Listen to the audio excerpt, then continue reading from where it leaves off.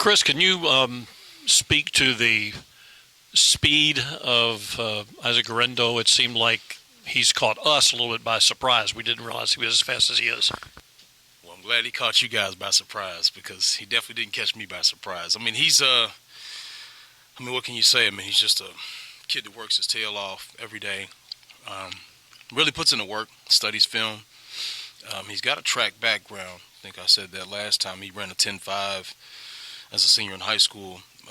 Played a lot of receiver, mostly receiver, actually all receiver in high school, so his hands are really good. He just put on a few more pounds over the years, but definitely knew that he was capable of running very fast. He's worked on some other elements of his game, being more powerful, more physical through contact, and I really think he's really done a great job in that department.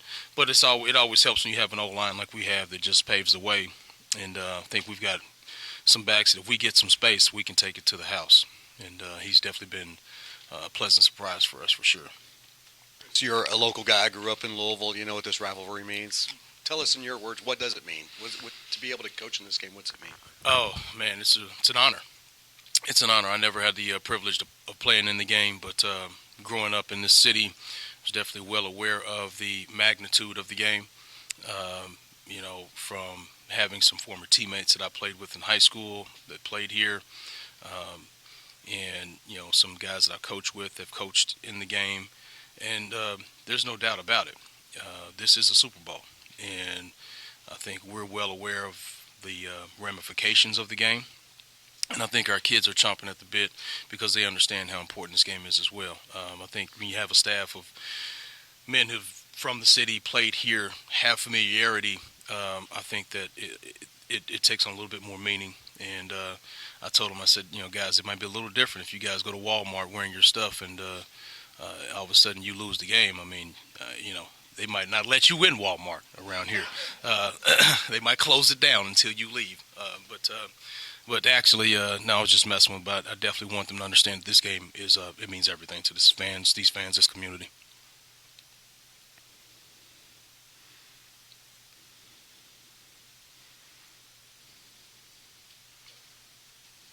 Yeah, Chris, have any of the players who've been around for a while talked about any frustration in terms of being able to beat Kentucky since it's been since 2017?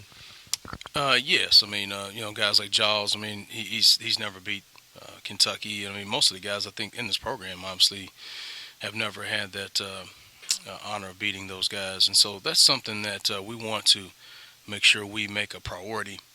And I think that's something that we've really been on the agenda since we got here. We understood the assignment from day one. We've got to go out and execute, and we understand how much this game means to this fan base, to the city, and it has been a while, too long, to be honest with you. And we feel as though we've got a lot of work to do. They've got a good football team. They've had some ups and downs, but they're well coached. I think Martin Stoops does a great job defensively, especially. He's got a defensive mind. I actually played in college with their defensive coordinator. He was my linebacker, Brad White. We played in college together. Very well familiar with him. He's a brilliant mind, understands football, has coached at the professional level as well. So he's certainly going to be a challenge for us. But I like our team, and I like where we are right now. I think the guys are locked in, and they understand what's at stake. Chris, can you just speak to they've got a pretty good run defense. Can you just speak to their defensive front, what you're seeing from them and that linebacker core? Well, the front is they're massive. I mean, they've got some size up there. They're disruptive. They like to get and play the game across the line of scrimmage in the backfield. They've got some really big men up there, and they're strong at the point of attack. They do a good job of running some certain line stunts that can possibly free some of the guys up, create some more gaps. I think they do a good job with their hands. They pursue the football. They're well coached. You can tell those things, and so we have a great challenge in front of us to deal with the front. I mean, the linebackers, they make plays. You know, they run well. They've got some size. But I think they really try to win the line of scrimmage. I mean, in the SEC, that's kind of, you know, how you have to make a living is at the line of scrimmage. And they've done a really good job over the years of really beefing up that line. So we're going to have to really do a great job of scheming them up and really trying to get some ways to gain some advantages. But we're looking forward to the challenge. Certainly, they're well coached and assignment sound. Disciplined football team. You know, they're going to make you earn yards. So we're excited about that opportunity, and feel like we've experienced a lot of growth over the season. I think particularly since the NC State game, I think we really were challenged in that game, and I know from a personal standpoint, my unit really, I think, has grown tremendously since that game. We needed that game to stifle us so that we understand how to be more detail oriented, how to attack certain defenses that maybe kind of condense running lanes and want to put a lot of people close to the line of scrimmage. And so we've had to take on a different mentality. We've seen a little bit more of those type of defenses, and I think you've seen some more success as a result. So, you know, we're definitely looking forward to it, but it's going to be a challenge this week. Chris, ever since Jawar Jordan suffered that hamstring injury, it seems like he hasn't been as consistently explosive, lost maybe a slight step. How limited has Jordan been since he suffered that injury, and how has that impacted what you guys scheme up as an offense? I mean, I think he's he did. You're right. He did get nicked up a few weeks back, and you know he's been battling through some things.